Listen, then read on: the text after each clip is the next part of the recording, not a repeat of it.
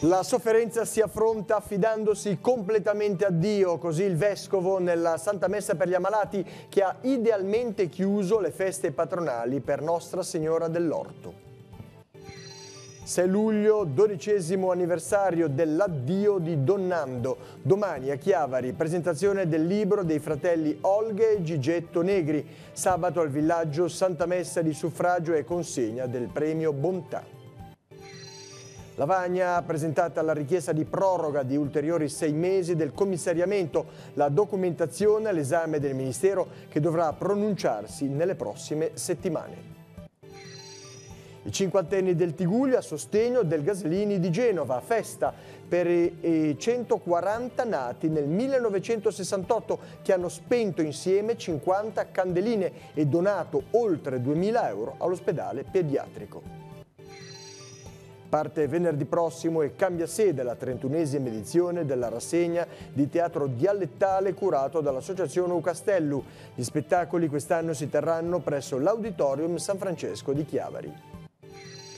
Riparte su Telepace il viaggio della rubrica Estate Giovani, il racconto delle esperienze estive nei campi parrocchiali. E questa sera protagoniste le parrocchie di Rapallo e quella di Rupinaro di Chiavari. Buonasera a tutti gentili telespettatori, benvenuti nei nostri studi. La Santa Messa per gli Ammalati in cattedrale ha idealmente concluso le feste per Nostra Signora dell'Orto, patrona diocesana. Monsignor Tannasini ha invitato ad affidare la sofferenza a Maria e a camminare con lei per superare le difficoltà della malattia. Al termine si è svolto il rito dell'unzione degli infermi. Noi eravamo presenti. Camminare sulle orme di Gesù ne vale la spesa, dice il Vescovo rivolgendosi agli ammalati venuti in pellegrinaggio in cattedrale. Oggi, spiega dunque, di fronte alla sofferenza tante volte si fugge, o perché si pensa sia un'ingiustizia o perché non si riesce a sopportarla. Dio invece invita a seguirlo, sottolinea Monsignor Tannasini, a camminare con Lui. Il Signore ci dice: vieni con me, facciamo la strada insieme. Maria ci dice: sono tua madre. Ti sostengo e ti accompagno. Credi che sono al tuo fianco e troverai la mia forza e la mia consolazione. Certo, non è facile sopportare la sofferenza, aggiunge il Vescovo, lo è a parole, viverla è un'altra cosa. Non è facile se non ci affidiamo completamente a chi ci può sostenere, sollevare e consolare. Eccoci qui davanti a Maria. Affidarsi a Maria dunque che si fa carico di chi ha bisogno. È la sua priorità di donna, considerare coloro che il mondo giudica un peso. E proprio il volto di Maria ci aiuta ad accedere al fatto che invece siamo testimoni, siamo quindi parte attiva nella Chiesa, anche quando la salute non è al top oppure è proprio molto ferita. Il Vescovo saluta quindi gli ammalati presenti e tutti i loro accompagnatori, tra questi i volontari della sofferenza e l'Unitalsi. Non solo la sofferenza che si vede, è quella dentro a volte che viene più pesante. A me quella che si vede la porto bene, per dire. Sono tanti anni che vado a Lourdes, però io non ci vado per il miracolo, vado per ringraziare la Madonnina e tutti quanti che mi aiutano. A settembre c'è la partenza per Lourdes, sì, c'è il pellegrinaggio, tra l'altro quest'anno rimane anche diocesano, c'è dal 2 al 7 di settembre col treno e ce n'è anche un altro sempre nei stessi giorni, sempre diocesano, in pullman questa volta attrezzato. Domani ricorre il 12° anniversario della scomparsa di Don Nando Negri, il fondatore del villaggio del ragazzo, che sarà ricordato in 2 importanti momenti. La Santa Messa in programma sabato pomeriggio a partire dalle 18 presso il centro di San Salvatore di Cogorno, al termine della quale verrà consegnato tra l'altro il premio Bontà, e che sarà preceduta domani sera alle ore 21 presso il Teatro di Casa Caritas a Chiavari dalla presentazione di un libro con la storia dei 2 fratelli del sacerdote, Olga e Gigetto Negri. Sentiamo. Come è nata l'idea di fare questo libro dedicato a Olga e Gigetto Negri? Ma direi che sono 2 le occasioni di ispirazione. Certamente la storia di una famiglia santa, come l'ha definita Don Mario Rolando qualche anno fa in una presentazione su Don Nando, dicendo che era un po' come una Betania, insomma un po' come Lazzaro, Marta e Maria, in questo senso, proprio per i contenuti altamente di fede, di speranza, di carità che emergono da questa famiglia. L'elemento più vicino è stato la ricerca dei periti storici della causa di beatificazione di Don Nando, che sono Pezzi Pierluigi e Francesco Baratta, che nel cercare i non tanti documenti di Don Nando hanno trovato soprattutto le lettere del professor Gigetto dalla prigionia. Lui è stato catturato, mi pare, in Sicilia dagli americani e poi trasferito proprio negli Stati Uniti, e c'è stato fino a dopo l'agosto, mi pare, del 45 oltre, e quando Don Nando è stato ordinato prete lui non c'era perché era in prigionia. La presentazione di questo volume avverrà proprio il giorno dell'anniversario, il 6 di luglio. Il giorno successivo poi un appuntamento che è ormai nella tradizione da 12 anni a questa parte, si ricorderà la partenza di Don Nando e al tempo stesso sarà assegnato il premio Bontà. Sì, è proprio un'occasione bella. Sono 12 anni e cominciano ad essere tanti dall'addio a Don Nando.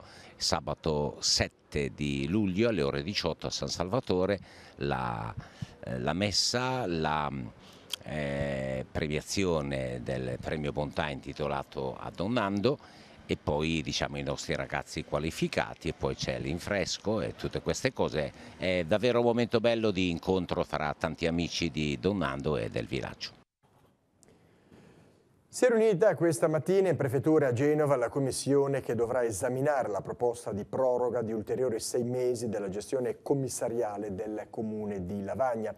La richiesta sarà ora valutata e trasmessa dal prefetto al Ministero dell'Interno, che dovrà valutare la documentazione e rispondere circa la possibilità di prolungare fino alla prossima primavera il commissariamento del comune, sciolto nel marzo del 2017 per infiltrazioni mafiose, allungando così fino al periodo massimo di 24 mesi la gestione straordinaria dell'ente. L'asilo Merello di Zoagli è un passo dal fallimento. L'assessore regionale Sonia Viale incontrerà il sindaco Franco Rocca martedì prossimo a margine del Consiglio regionale. In una precedente assemblea la Viale aveva annunciato che avrebbe chiesto chiarimenti sulla situazione, mentre ieri la CISL del Tigullio, area metropolitana, ha chiesto in una nota l'impegno di tutti i politici intervenuti nella vicenda, che si sono dichiarati contrari alla chiusura dell'asilo affinché compiano atti conseguenti e coerenti. Sempre la CISL ha criticato la dichiarazione della Viale nella quale sostiene che la Regione non può aiutare un asilo privato. La struttura, dice la CISL, è in realtà una fondazione a controllo pubblico perché sia la Presidenza sia il Consiglio d'amministrazione sono nominati dal sindaco. L'ospedale di Rapallo avrà una day surgery multidisciplinare con il potenziamento delle attività chirurgiche elettive già presenti e in particolare quelle dedicate a oculistica e ortopedia, mantenendo anche il punto di primo intervento. La conferma arriva dall'assessore alla sanità Sonia Viale, in visita ieri al nosocomio rapallese. Al termine della visita la vicepresidente della regione ha partecipato all'inaugurazione di uno spazio dedicato al tema l'arte come cura dell'anima, con la collocazione delle opere donate dagli artisti Giordano Montorsi, Joan Mac Adam Freud, Pietro Lenzini e Luigi Viola. Ora spazio all'economia. Parliamo della detrazione delle spese per i carburanti sostenute da titolari di partita IVA e delle scadenze per la presentazione del modello 730. I dettagli nella scheda della settimana. La sigla.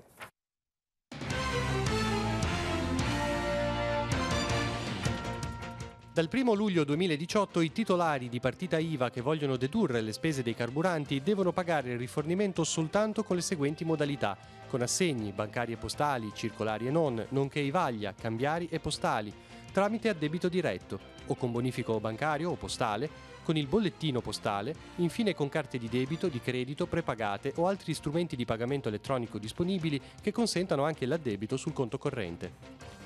Coloro che usano soltanto le carte di debito, di credito e le prepagate non sono obbligati a compilare la scheda carburante, ma non possono ricorrere ad altre modalità di pagamento. Se invece si preferisce scegliere tra gli altri modi sopracitati, occorrerà compilare ancora la scheda carburante, a meno che non venga emessa dal distributore una fattura elettronica che, a quanto pare, diventerà obbligatoria da gennaio 2019. Modello 730. L'ultima data di presentazione al proprio sostituto d'imposta è il 9 luglio. Qualora invece venga redatto il 730 precompilato tramite l'applicazione web oppure venga chiesta la collaborazione di CAF o professionisti, la scadenza per l'invio all'Agenzia delle Entrate è fissata al 23 di luglio. Coloro che usano il modello 730 e non desiderano pagare il secondo acconto delle imposte fissato per novembre devono inviare al proprio datore di lavoro un'apposita comunicazione entro il 1 ottobre 2018.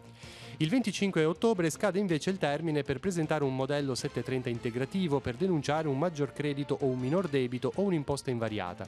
Se invece la correzione del 730 comporta un minor credito o un maggior debito, occorre presentare un modello unico entro il 31 di ottobre, compilando l'apposita sezione riservata ai soggetti che hanno già presentato il modello 730. Parliamo di turismo, oltre 2,5 milioni di presenze in Liguria tra aprile e maggio, più 9% rispetto allo stesso periodo del 2017. I dati sono stati diffusi dall'Osservatorio Turistico Regionale. Rilevante la crescita del 9,5% degli stranieri, in particolare nelle province di Genova e di Imperia. I numeri confermano i nostri investimenti, commenta il presidente Toti, che aggiunge: proprio in questi giorni stiamo ammirando in televisione lo spot che per la prima volta dopo tanti anni promuove la Liguria a livello nazionale.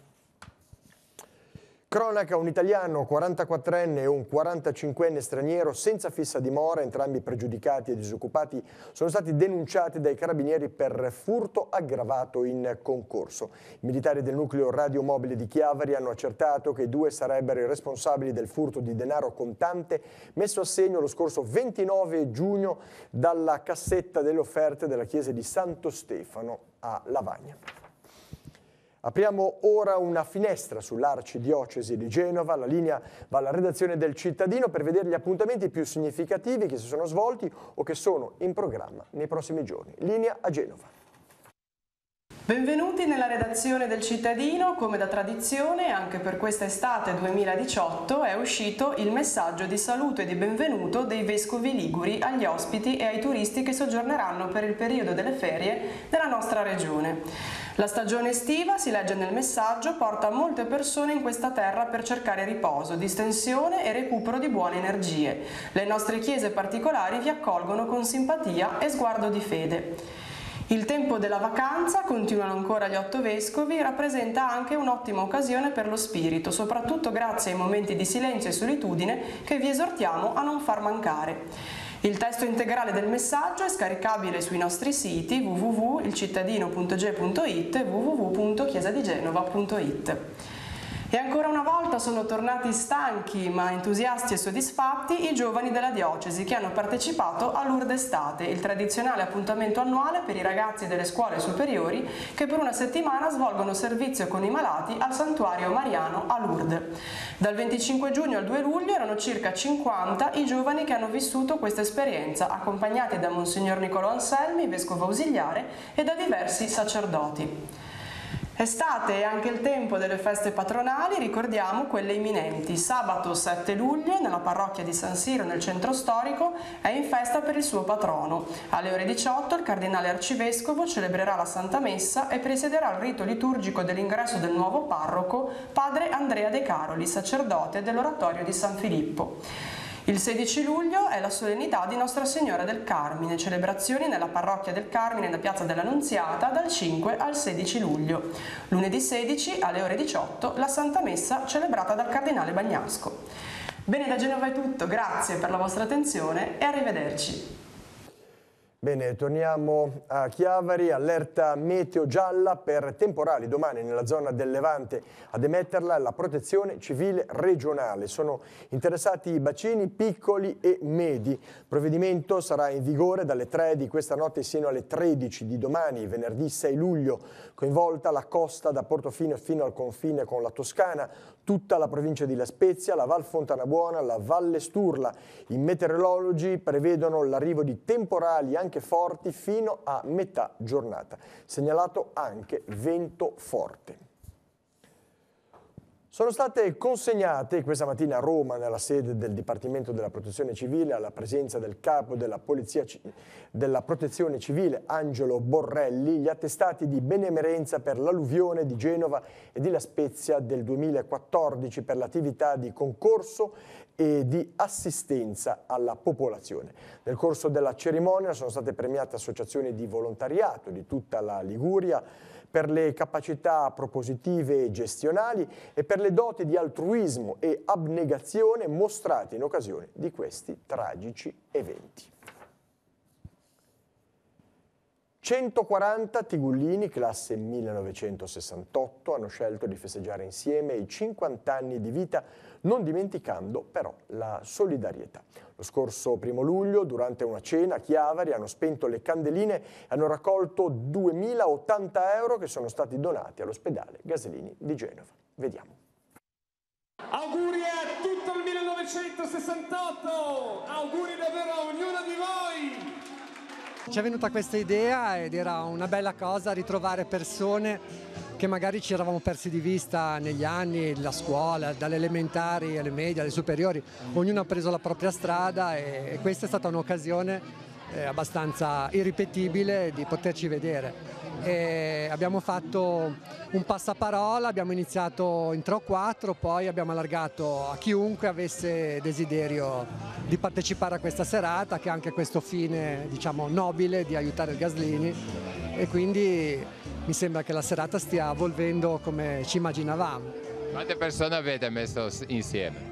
Ma circa 140, 150, adesso stanno arrivando persone che non erano, diciamo, in lista, però le stiamo accogliendo perché qua lo spazio, insomma, basta sacrificarsi un po', penso che... Siete tutti di Chiavari? No, Lavagna, Sestri Levante, l'Entroterra, la Fontanabuona, insomma, col passaparola abbiamo raccolto un sacco di adesioni comunque nel Tigul. Qualcuno di Genova, qualcuno è venuto addirittura da fuori, abbiamo persone da Treviso, mi sembra, da Aosta, che abitavano a Chiavari da ragazzi e sono voluti venire a fare questa rimpatriata. La vita comincia a 50 anni? Assolutamente sì. Comincia a 50 anni perché abbiamo trovato un po' di amici, ci siamo divertiti a fare questa festa ed è andato tutto molto bene perché ci siamo messi d'accordo subito. Poi abbiamo deciso di fare questa cosa per il Gaslini perché esattamente 12 anni fa era successo un problema grosso a mio figlio e un professorone del Gaslini è riuscito a salvarmelo, allora avevo promesso a me stesso che avrei fatto il prima possibile una donazione o una festa per il Gaslini e così ci siamo riusciti. Sembra molto bello, tu sei affaccendato. Noi ci divertiamo, facciamo un po' due cosine, stasera una bella pericena, divertente, siamo tantissimi, tutti del 68, meglio di così. Menù? Menù misto, un sacco di stuzzichini stasera per far divertire tutti. E si andrà avanti nelle ore? Assolutamente, dopo ci sarà un po' di scherzi, ci saranno delle sorprese anche fatte dal mitico amico mio, ci saranno un sacco di cosette così divertenti per passare la serata in allegria. Con 2 capolinea, uno a Sestri Levante, in piazza Matteotti e uno a Portofino e 10 fermate intermedie, torna in attività il Disco Bus, il servizio notturno di trasporto pubblico fornito da ATP che collegherà i luoghi frequentati dai giovani per rendere più sicure le serate in riviera. Salire a bordo del Disco Bus costerà €1 con validità di andata e ritorno e un ticket dedicato che si chiama Disco Pass, una cifra simbolica resa possibile dal contributo dei comuni che hanno aderito a questa iniziativa. Il servizio sarà effettuato nelle serate dei mercoledì, sabato, dei mesi di luglio e di agosto. 6 le partenze da Sestri Levante, la prima alle 22:30 con arrivo a Portofino alle 23:40. E l'ultima alle 4:20 con arrivo a Portofino alle 5:30. E 6 le partenze per il ritorno da Portofino, ovviamente con gli stessi orari. Torna anche quest'anno e cambia sede la 31esima edizione della rassegna di teatro dialettale Elio Rossi, promossa dall'Associazione Culturale U Castello. Il primo appuntamento sarà venerdì 13 luglio alle 21 con lo spettacolo A Bella de Turiggia a cura della compagnia I Gobbi di Arquata Scrivia e con la regia di Chito Gobbi. 12 in tutto gli spettacoli per una delle rassegne di teatro dialettali veramente più longeve in assoluto. La novità di quest'anno sarà la location, gli spettacoli si terranno infatti all'Auditorium San Francesco di Chiavari anziché nella tenso struttura di Villa Rocca, indisponibile per i lavori di ristrutturazione del palazzo. Vediamo. Gli spettacoli quest'anno saranno 12, ci sarà una novità proprio tra l'altro, casualmente apriamo proprio venerdì 13 con una compagnia di Arquata Scrivia in provincia di Alessandria, ma mantengono anche loro una bella parlata genovese e questa è un po' che fa vedere questa crescita del teatro che anche in zone non liguri viene coltivata. Come mai la scelta di portare avanti un teatro in dialetto? Ma la scelta era nata appunto 30 anni fa per un'idea di Elio Rossi che voleva addirittura, era ancora più prestigiosa, di fare Chiavari la capitale dei dialetti liguri. Difatti la prima edizione c'era una compagnia di Parma, mi ricordo una di Milano, però evidentemente poi per problemi economici la cosa è stata ridotta, però ha avuto sempre un lusinghiero successo perché tra l'altro poi era stato fatto un convegno nel 1998 alla Società Economica sul teatro dialettale, avevamo ricevuto il premio Marzari per il teatro. Adesso non ricordo, mi sembra nel 2004 e nel 2000 il premio La Stampa per la migliore del genere di manifestazione di spettacoli. Quest'anno gli spettacoli si terranno in un'altra location, dove esattamente? Sì, allora per la prima volta, perché come forse tanti chiavaresi non sanno, verrà restaurato il Palazzo Rocca, dunque verrà fuori il cantiere e non era più agibile. Non solo, ma poi anche la struttura non poteva più essere lasciata lì. Dunque andremo sempre lì vicino, però dentro, al chiuso, all'auditorio. Io mi auguro, evidentemente speriamo che siano delle serate anche fresche perché lì non siamo all'aperto, però il posto è di prestigio, abbiamo anche cercato di renderlo anche più accogliente, insomma penso che i chiavaresi verranno volentieri.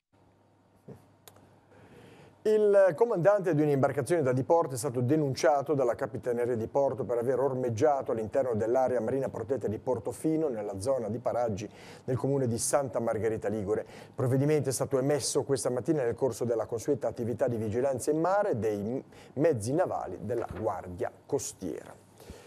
Per l'estate Zoaglia apre la restaurata Villa Vicini a numerosi eventi ad ingresso libero e gratuito. Intanto la mostra fotografica Le donne negli occhi delle donne, che verrà inaugurata sabato 7 luglio alle 19 e che resterà aperta sino al 14 tutti i giorni dalle 21 alle 23 e il sabato e la domenica anche dalle 10 alle 13. Poi domenica 8 luglio ci sarà la festa dello yoga con una lezione di Manuela Carosio dalle 11 alle 13. 3 serate saranno dedicate alla proiezione di film. Si tratta di 3 giovedì, 19, 26 luglio e 2 agosto. E infine sabato 28 luglio incontro sul tema Il viaggio perfetto è circolare, promosso dal Centro di Cultura L'Agave di Chiavari. E ora come di consueto andiamo a vedere la scheda degli appuntamenti per i prossimi giorni. Sigla.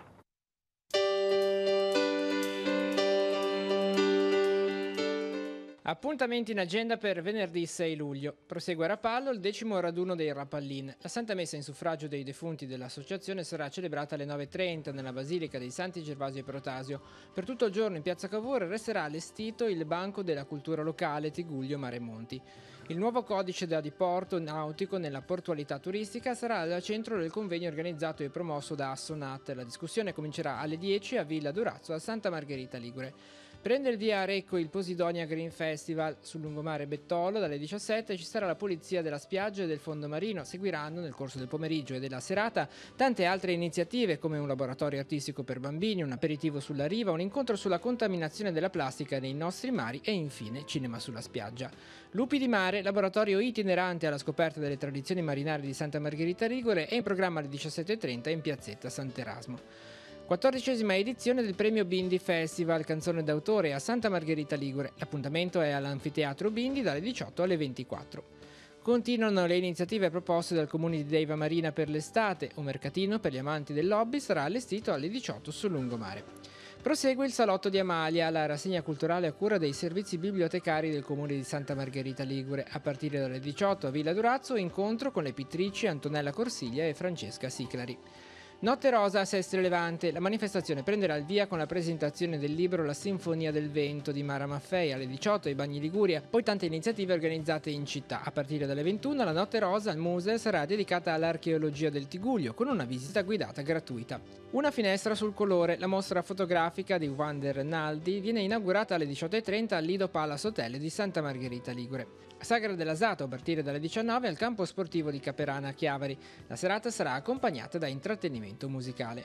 Proseguono le iniziative dell'estate organizzate dal comune di Lavagna. Alle 19 si potrà prendere parte ad un aperitivo nel giardino di Casa Carbone. L'incontro in Castrum Godani, dominare il territorio, vedrà la partecipazione della storica Barbara Bernabò e le letture teatrali di Pierluigi Curci. L'appuntamento è al sito archeologico del castello di Sesta Godano alle 20:30. Sarà preceduto da una mini degustazione gratuita. Va in scena a Carasco lo spettacolo Le Ameggiana a Rimini, messo in scena dalla compagnia Quelli della Navota ai giardini di Via Piani a partire dalle 21. Dove cresce l'ulivo, la rappresentazione teatrale con Silvio Ferrari sarà messa in scena sul palco del Teatro Sociale di Camogli a partire dalle 21. La Chiesa è chiamata ad essere sempre la casa aperta del Padre, è il tema dell'incontro promosso dalla parrocchia di Santa Maria di Nazareth a Sestri Levante. Dalle 21 alle 23 ci sarà una piccola proposta di riflessione per accompagnare la preghiera personale e un sacerdote presente per le confessioni. Alle 21:15 all'Arena Conchiglia di Sestri Levante, per la 21esima edizione del festival In una notte d'estate, sarà portato in scena il Fu Mattia Pascal con Pietro Montadon. Quante donne, la rappresentazione teatrale proposta dall'Associazione Sant'Ambrogio, andrà invece in scena ai giardini della Torre del Borgo a Lavagna a partire dalle 21:30.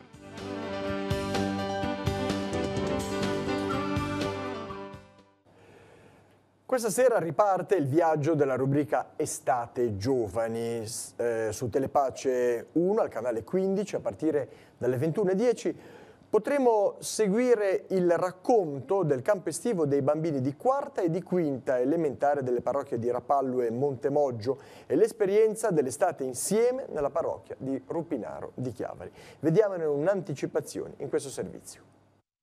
Ciao, semplicemente ciao.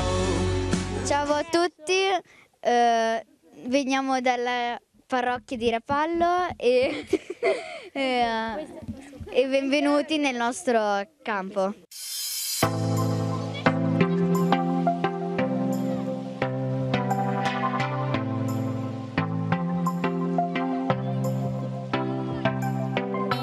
Qual è il tema del campo? Il titolo del campo è C'è più gusto. Stiamo affrontando con i bambini, come dire, la possibilità per la loro vita di riscoprire che questa può avere un gusto nuovo nell'amicizia con Gesù e nell'ascolto del Vangelo. E stiamo proprio partendo dalla loro vita quotidiana, da quello che vivono tutti i giorni in famiglia, a scuola, nelle loro attività sportive, proprio per scoprire che veramente una vita secondo il Vangelo può avere un grande gusto.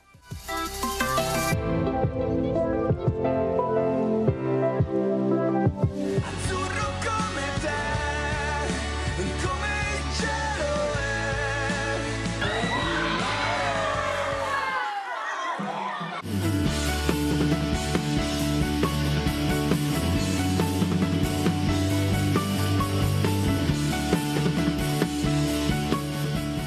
Il tema di quest'anno è l'amicizia. Come è nata l'idea? Il tema è l'amicizia più grande, la scoperta di come l'amicizia abbia livelli diversi, grandezze diverse. Per i bambini il dire proprio che sia più grande e aiutarli a scoprire come questo valore dell'amicizia, della relazione possa avere significati diversi nella loro vita. Oggi i ragazzi sono abituati ad avere gli amici sui social, ma non è quella l'amicizia più grande. L'amicizia più grande è quella di chi fa un'esperienza importante nella sua vita con qualcuno che diventa importante per la sua vita. Allora è la scoperta dell'amicizia tra di loro, delle radici profonde dell'amicizia con Gesù sarà il tema del campo, e di come dall'amicizia con Gesù nascono amicizie più autentiche, più sane più ricche e capaci anche di far vivere poi insieme delle esperienze belle, divertenti, di servizio, di attenzione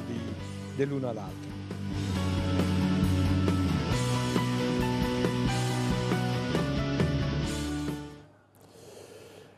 Medaglia di bronzo per il Rapallo pallanuoto alle finali nazionali del campionato Under 17 femminile. Le giallo-blu sono salite sul terzo gradino del podio dopo aver avuto la meglio nella finalina giocata questa mattina contro la Rarinantes Fiorenza con un netto 14-3 come risultato finale. Primo posto per il Bogliasco Bene, seconda classificata la Pallanuoto Trieste. Con questa notizia di sport termina il giornale, prossimo appuntamento domani 12:45 TG13. Vi lascio ai programmi serali sulla nostra emittente, vi auguro una buona serata, arrivederci.